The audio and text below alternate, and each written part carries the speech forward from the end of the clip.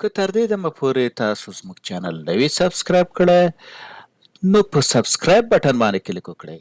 که ویډیو مو خوښه شوه نو په لایک بټن باندې کلیک وکړئ. د نور سره شریکولو لپاره په شیر بټن باندې کلیک وکړئ.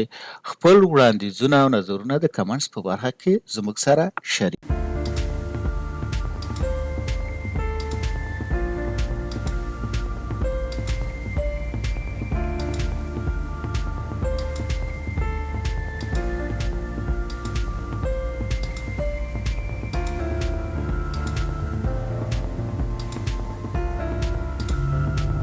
اوس راځم په اپند باندې کار کوم. څنګه ډاټا امپورټ کړئ اپند کې یا د دې سره یو ځای کړئ. اپند مثال د دې د څومره ریکارډونه دي که د دې خو په دې باندې پرایمری کی آن ده په کسٹمر آی ډي باندې پرایمری کی آن ده انټ اخر تر شو دلته مثال دومره ریکارډونه دي. د دې نه لاندې به کله چې تاسو اپند وایي یا اپند انتخاب کړئ نو د دې نه بلاندې هغه ډاټا اپند کې یو ځای کړئ د دې سره.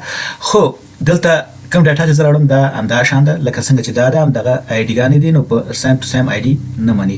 راځم اول دلته سلیکټ کوم لکه اکسل غوندې د کونج کې تاسو سلیکټ کړئ. کله چې سلیکټ کړئ ورته رایټ کلیک ورته ډیلیټ ټوله ډاټا به د دې نه ډیلیټ کړم. که دلته اوس راشو دا اوپن کومه د کې ډاټا نشته. اوس راځم بیا ایکسټرنل ډاټا ته او سورس بیا فایل ته او اکسل ته راځم. په دې کې اوس چینج سم اپند کم ټیبل ته اپند کوئ. ځان ته یو کسٹمر ټیبل لرو بل ټیبل نه لرو. کسٹمر ټیبل نه څه ورته چې دلته ورته براوز کوو ورته چې کسٹمر نه ډاټا راواخلو په کسٹمر ټیبل کې واچو یعنی اپند کړئ دې سره.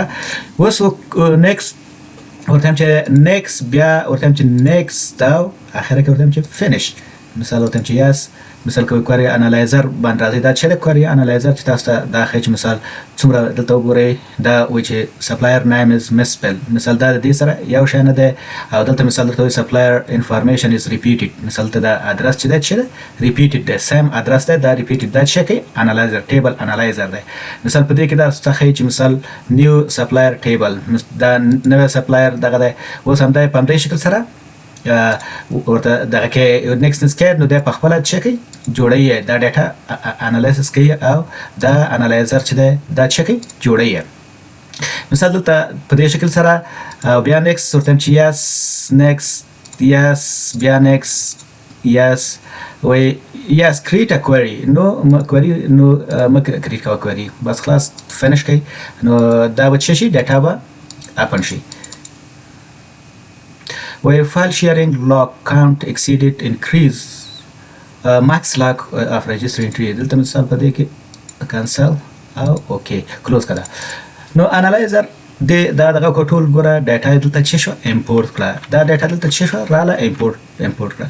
اوس بیا زه دا ډیلیټ کوم او بیا مثال راځم ورته چې دلته راځم فایل او بیا د دې نه ورته چې اپند او بیا راځم براوز دا ورته نیسم ورته چې اوکې ورته چې نیکست بیا نیکست دا چې انالایزر لري کته نه دازل مثلا ورته چې فینیش خلاص ساده ایس انالایزر ما دا کوي په دې شکل سره وګورئ دا ډاټا ته امپورټ شو. دا مثال څنګه تاسو اپن کوئ امپورټ ډاټا اپن.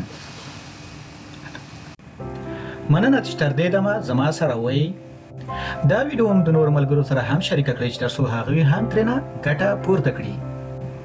خپل وړاندیزونه مو د کمنټ په برخه کې زما سره شریک کړئ. په خپل ژبه مو مهارتونه پورته کړئ. مایکروسافت اکسس په پښتو ژبه